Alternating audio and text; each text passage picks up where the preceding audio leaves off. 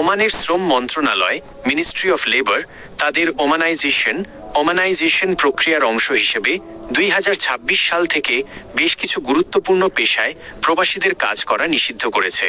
Oman vision 2040-এর লক্ষ্য বাস্তবায়নে এই সিদ্ধান্ত নেওয়া হয়েছে।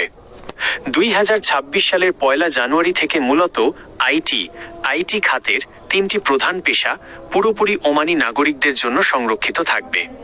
1. Computer programmer. 2.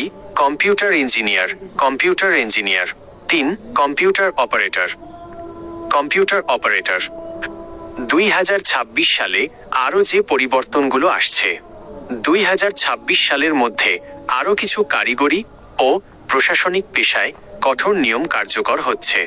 পেশাগত লাইসেন্স জুন 2026 থেকে 2026 সালের 1 জুনের পর থেকে কারিগরি পেশার কর্মীদের জন্য, যেমন electrician, mechanical technician, drilling engineer, বিশেষ লাইসেন্স ছাড়া ভিসা নবায়ন বা ইস্যু করা হবে না।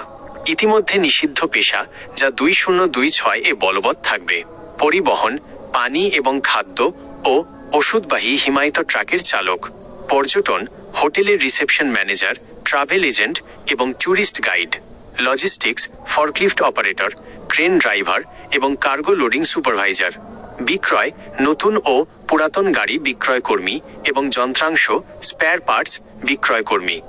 নিষিদ্ধ পেশার পূর্ণাঙ্গ তালিকার প্রভাব: যদি কেউ বর্তমানে এই পেশাগুলোতে কর্মরত থাকেন, তবে তাদের বর্তমান ভিসার মেয়াদ শেষ না হওয়া পর্যন্ত কাজ করার অনুমতি থাকতে পারে।